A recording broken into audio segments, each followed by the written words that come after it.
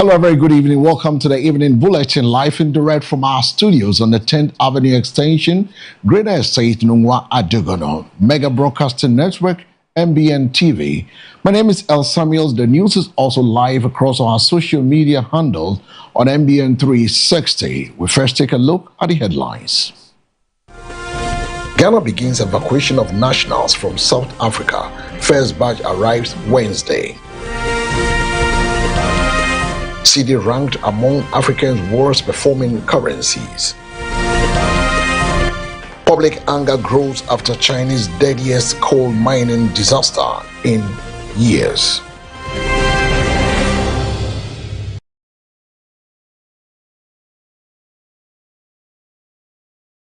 This story and many more coming your way in the next 30 minutes of your time. Stay with us. The President, John Dramani Mahama, has announced an abolition of stand-alone STEM senior high schools as government shifts towards integrating science, technology, and engineering and mathematics education across all second cycle institutions.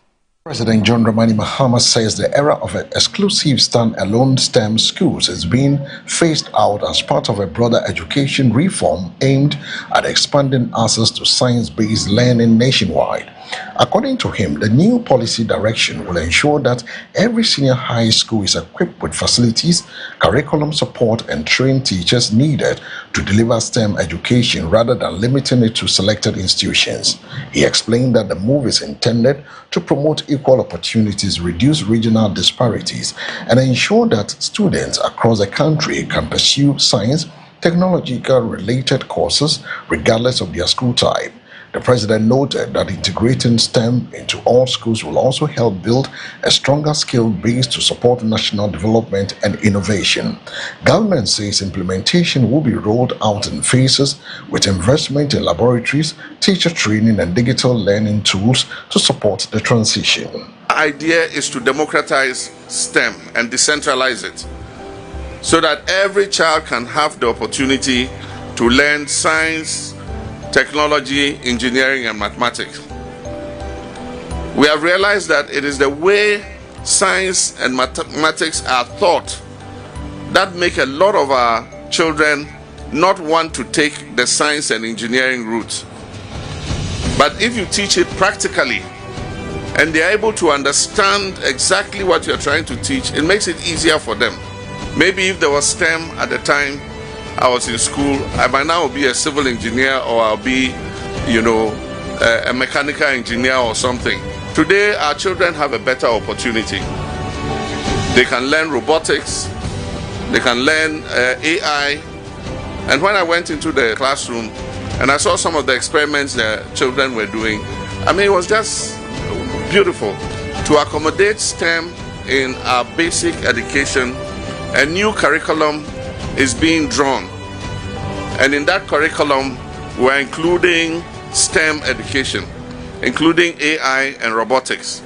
We want to start teaching the children from the basic level so that when they go to the higher levels they'll be very familiar with those particular subjects. Currently, more than 5,000 schools have benefited from the STEM equipment, and we're going to scale it up. So other schools that haven't got it yet, we will soon be reaching. President John Dramani Mahama. Government of Ghana has begun evacuating a citizen from South Africa, with the first group of returnees expected to arrive in Accra on Wednesday. Authorities in Ghana has commenced emergency evacuation arrangement for Ghanaian nationals in South Africa following a recent development affecting foreign residents in parts of the country. Officials say the exercise is being coordinated through diplomatic channels and relevant state agencies to ensure safe return of affected citizens. The first batch of evacuees is expected to arrive in Ghana on Wednesday, where they will be received and processed by state authorities. Government has assured that all necessary support measures are in place to facilitate the safe reintegration of returnees, whilst urging remaining nationals in affected areas to stay in contact with the embassy and follow official safety guidelines. Authorities added that evacuation process will continue in phases until all registered citizens who wish to return are safely brought home.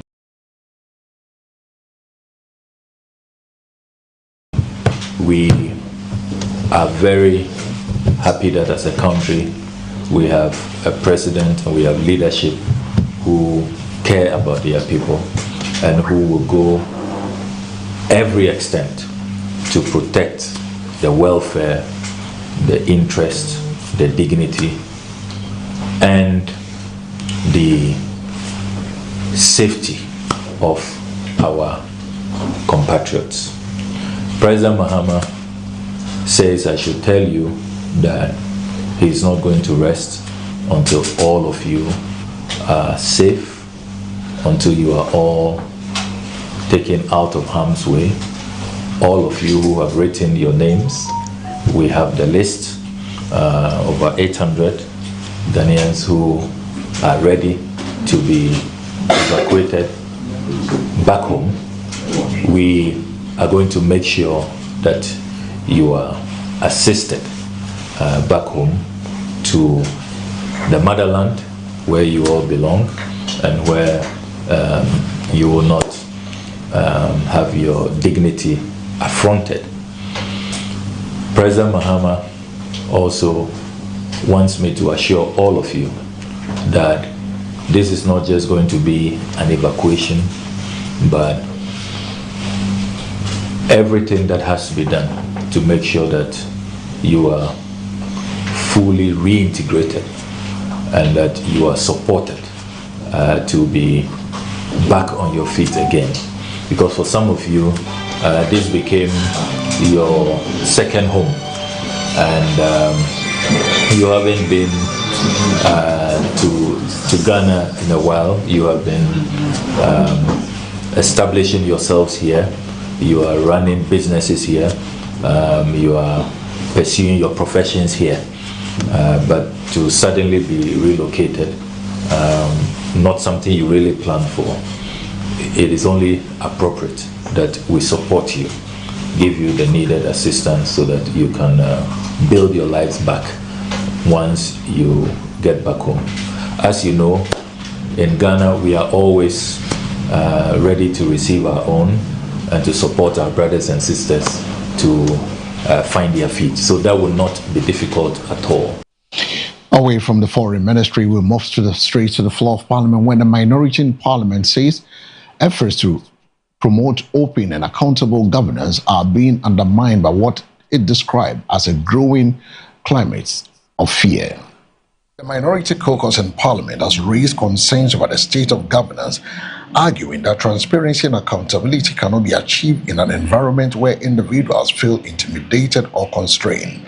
According to the group, recent development point to the increasing tension in the political space, which they say could discourage free expression and robust public discourse on national issues.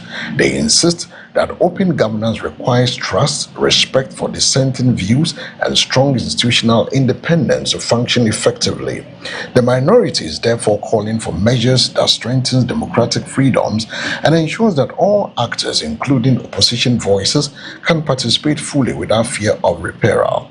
They reaffirm their commitment to continue holding government accountable whilst urging restraint and dialogue in addressing political disagreements. You want to find out with the list we have whether or not 207 and 208 are not being abused.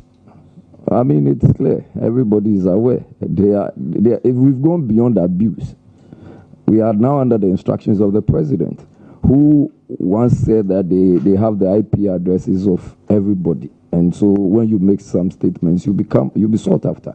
If somebody publishes Dumso is back, ask yourself, truly and genuinely, how is that the basis for the person to be picked up? That is why we want you to understand that we are not taking judicial notice of what this government is doing with free speech, and especially for you media practitioners. Because you see, they are not just gagging MPP gradually, they are gagging all of you. And if I show you the list, it's unending.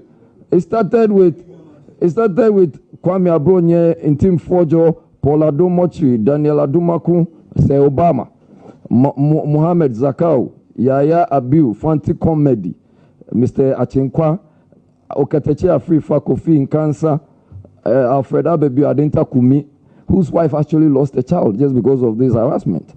Godin Asayebediaku, Abubakar Yakubu, David Esando, all of this and more. You ask yourself, what is the basis for their arrest?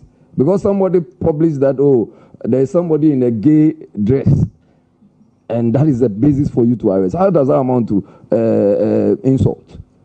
What have we not said and heard?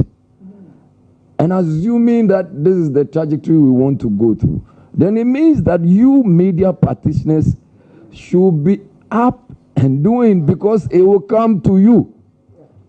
And the majority leader, who is a lawyer, should know. You need to understand that if care is not taken, you will not be, the harassment is becoming too much. And I keep saying that state institutions have been weaponized to just do this. How do you, a misdemeanor offense, how do you keep somebody and say that, oh, I'm going to wait till the matter is fully determined. Then when we get the order comes in a different form. And the day that you even gave for them to, in the order, for them to even reappear before court is likely to be a holiday. 27th will be a holiday, 28th will be a holiday. And a certain particular court is becoming notorious, which is the Circuit Court 9. So if we are not taking care of these things and they go into a different element, people will not sit down and watch forever. And from the minority leader, a minority group in Parliament, we move to the road where the road minister, Kwame Govins-Agbodja, has dismissed claims of financial waste in the sector, insisting every city is allocated a road project is properly tracked and accounted for. Speaking in response to growing public concerns over the cost and pace of road infrastructure projects, Road Minister Kwame Govins-Agbodja has strongly defended the ministry's expenditure practices. He explained that road development involves complex cost structures, including compensation, contractor payment, materials, and supervision of all which are subject to established public financial management procedures. According to him, accusations of wasteful do not reflect the realities on the ground, stressing that the ministry operates under strict auditing and procurement systems that ensures transparency and accountability. He further noted that government remains committed to expanding and improving road networks nationwide, adding that ongoing projects are being executed with value for money as a top priority. The minister called for public understanding and patience, assuring that the current infrastructure drive will deliver long-term benefits to the economy and ease transportation challenges across the country. I work with people. I am sure between 2022 and 2024 could actually account for one of the worst economic periods in our country's history. But that was the period within which we built this. So how can somebody say that it was wasteful then and it will be wasteful now?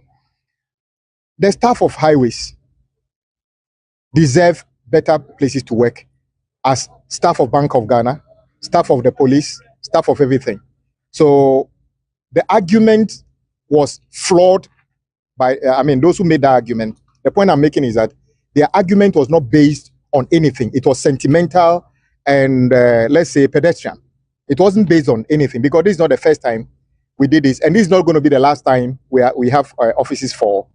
Why is it okay to build offices for, let's say, well, we don't build offices for MPs or ministers. I don't have an official bungalow, but I think the work engineers at the agencies do is critical. The work the teachers do, very critical. The work the doctor and the nurse do is critical.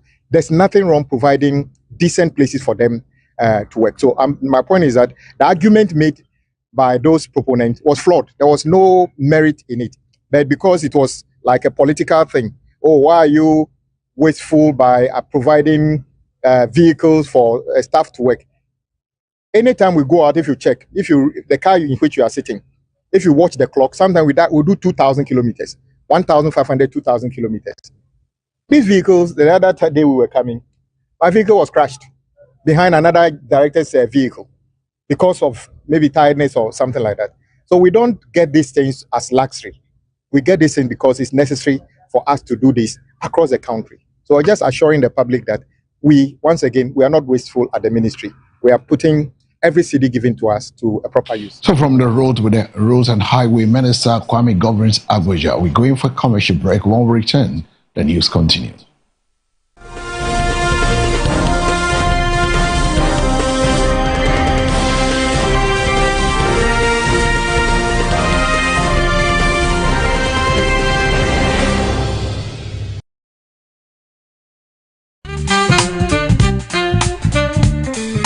Let me introduce you to Farm Global Company Limited. At Farm Global, we offer you variety of groceries and provisions to choose from. Cosmetics, perfume, bed sheets, undies, boxes, you can mention all.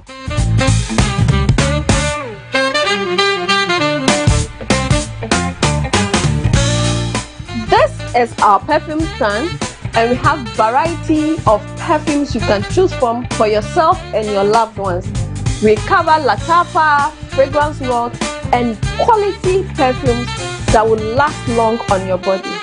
On our cosmetic section, we have variety of lotions, creams, hair pomade that can keep you going. Let your feet do the talking and your hand do the showcasing. Your babies are not left out. We got you covered.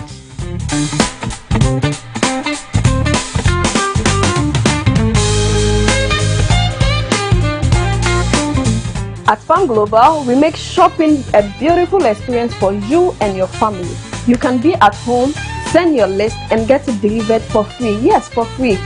We know you can pay for it, but we want to show appreciation. We bring everything to you at your doorstep. Locate Farm Global on the Lungwa-Boade Road, just opposite Redeemer Chemist. Call us on 0592 0999 52 or 050 384 3633. Farm Global, fast, reliable, and convenient.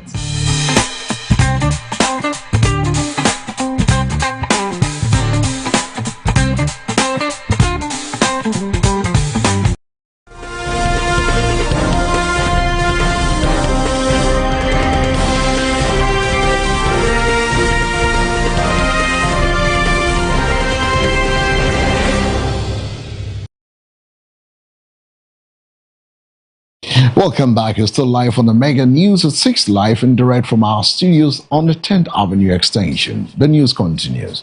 Management of Princess Maria Louis Hospital is urging authorities to fully operationalize the Wager Children's Hospital to ease congestion and reduce the pressure on its referral system.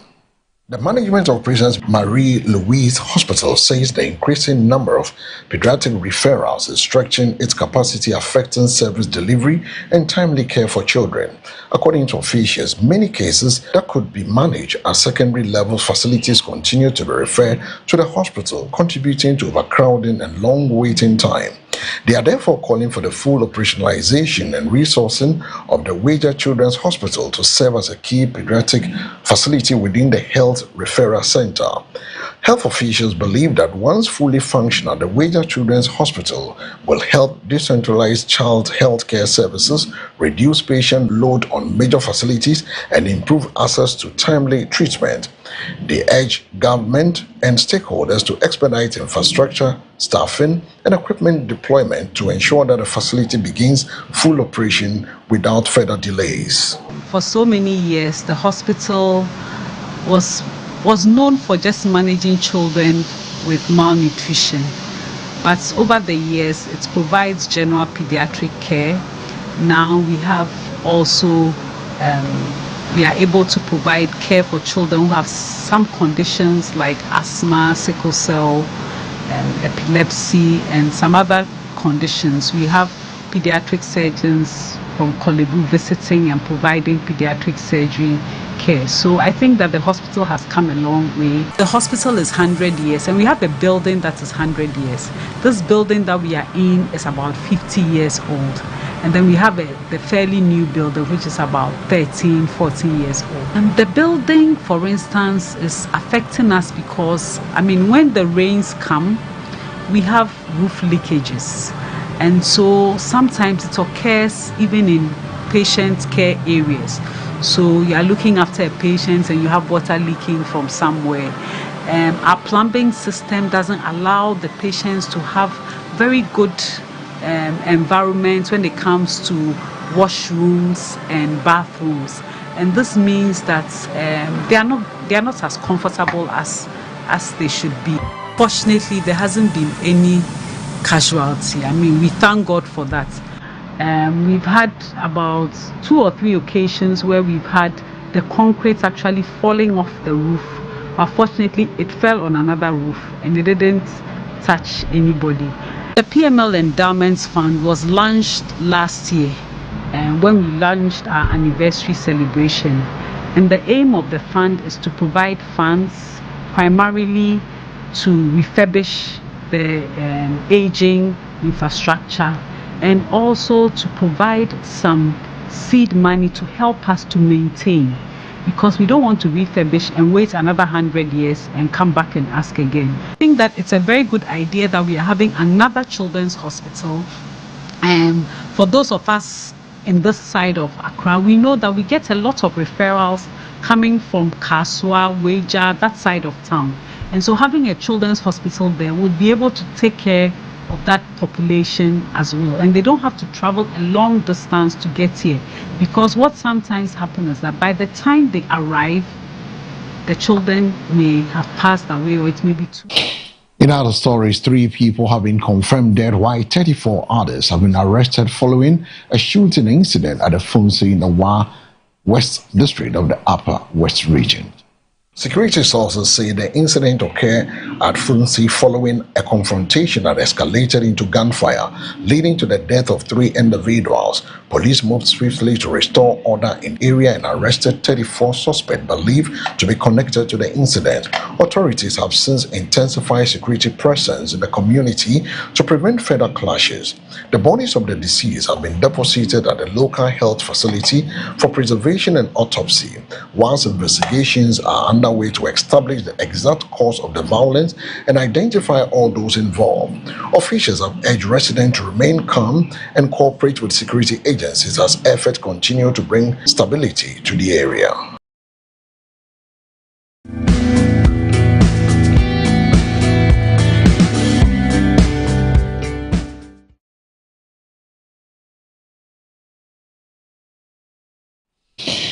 On the business desk, the Bank of Ghana says the cost of market operation is expected to decline significantly in 2026 as macroeconomic conditions improve and inflation pressures ease. The Bank of Ghana has projected a reduction in market operations costs next year, citing improved economic indicators and ongoing monetary policy adjustment. According to the central bank, recent gains in inflation control, exchange rate stability, and liquidity management are expected to reduce financial burden associated with open market operation. Officials says the anticipated decline in operational costs forms part of a broader effort to strengthen macroeconomic stability and support sustainable economic recovery. The bank also noted that prudent fiscal coordination and continuing investor confidence will play a key role in maintaining stability within the financial sector. The projection comes as authorities continue to monitor inflation trends, interest rates, and market performance to ensure long-term economic resilience. In other story, the Bank of Ghana is facing renewed pressure as the Ghanaian cedi has been ranked among the worst performing currencies in Africa amidst ongoing economic and exchange rate challenges. Recent economic assessment have placed the Ghanaian cedi among the weakest performing currencies on the continent, raising concern over inflation, import costs, and the broader impact on the businesses and households. Analysts attributed the currency's performance to a combination of external debt pressures, foreign exchange demand, and the global economic uncertainties, despite recent intervention by the Bank of Ghana to stabilize the market. The depreciation of the cedi has continued to affect the prices of goods and services, with import-dependent sectors facing increased operational costs. Economic observers say sustaining currency stability will require a strong export performance, improved sector confidence, and disciplined fiscal management. Meanwhile, government and financial authorities maintains that ongoing reforms and policy measures are aimed at restoring long-term macroeconomic stability and strengthening the local currency. And those are the stories on the business desk. Away from the business stories, we go straight to the sporting world, where Ghana national football team, the Black Stars, have opened training camp in Wales. Preparation begin for the international friendly ahead of the FIFA World Cup. Players and technical officials of the Ghana national football team have arrived in Wales to commence preparation for the upcoming World Cup preparatory friendly. The campaign period is expected to give the technical team an opportunity to assess player fitness, tactical options, and strengthen team chemistry ahead of the future international assignment. Several foreign-based players are reported to have joined camp, with more expected to arrive in the coming days as training intensifies. Officials say the friendly forms part of efforts to build a competitive squad capable of delivering strong performance on the international stage. The Black Star technical bench has expressed confidence in the team's preparation, urging supporters to continue backing the national side as it works towards future tournament success.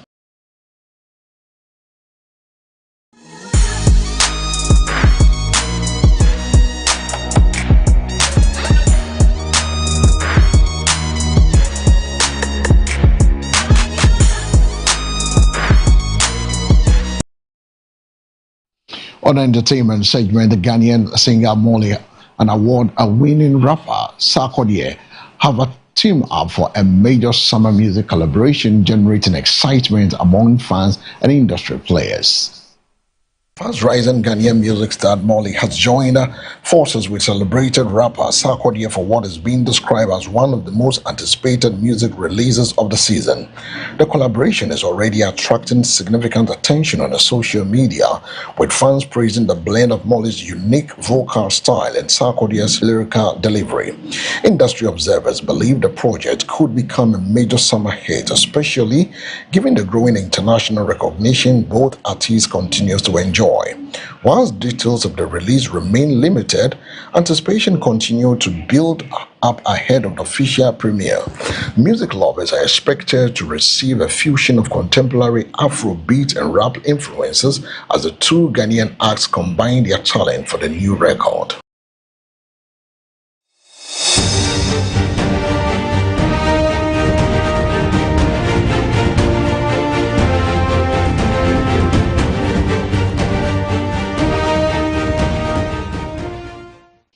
In a foreign news, Iran says although progress has been made in ongoing discussions with the United States, no final agreement is expected anytime soon. Officials in Iran say negotiations with the United States have reached consensus on several major issues, but caution that a final agreement remains far from complete. Iran's foreign ministry spokesperson stated that whilst both sides have reached understanding on a large portion of the matter under discussion, it would be premature to suggest that a deal is imminent. The talks are reportedly focused on the broader regional tensions and efforts to sustain a ceasefire arrangement, with discussions also linked to the reopening of the Strait of Hormuz and a future negotiation over Iran's nuclear program. Iran has also accused Washington of shifting positions during the negotiation. A development analyst says continues to complicate efforts towards a comprehensive agreement. Meanwhile, the U.S. official says diplomacy remains the preferred option, though both sides appear cautious about expectation as negotiation continues in Doha and other diplomatic channels. From the Middle East, we move straight away to Asia, where public outrage is mounting in China following one of the country's deadliest coal mining disasters in recent years, with growing calls for stronger safety enforcement and accountability. Authorities in China are facing increasing public pressure after a deadly coal mining incident claimed dozens of lives, sparking nationwide concern over industrial safety standards. The disaster, described as one of the worst mining tragedies in recent years, has renewed scrutiny of working conditions in the country's coal sector, particularly in the high-risk mining regions. Families of the victims and members of the public have been demanding answers, with many questioning whether safety regulations were properly enforced before the incident occurred. Chinese officials have launched investigation into the cause of the disaster and pledged to punish any act of negligence found to have contributed to the tragedy. Incident has also reignited debate about the balancing energy demands with worker protection as coal continue to play a major role in Chinese industry and energy production sectors. So from the coal in China brings us to the end of this evening bulletin at 6 p.m. But before we take leave of you, let's take a second look at the stories making headlines. Ghana begins evacuation of nationals from South Africa. First batch arrives Wednesday. CD ranked among Africa's worst performing currencies. Public anger grows after Chinese deadliest coal mining disaster in years.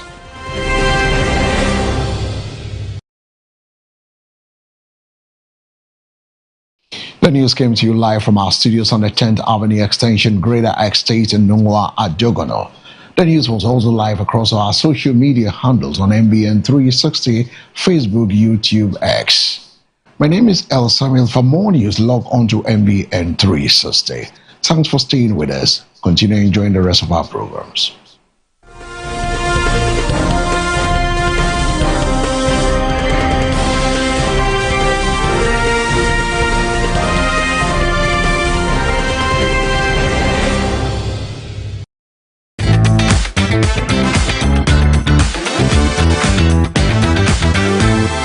MBN, the gospel, news and entertainment.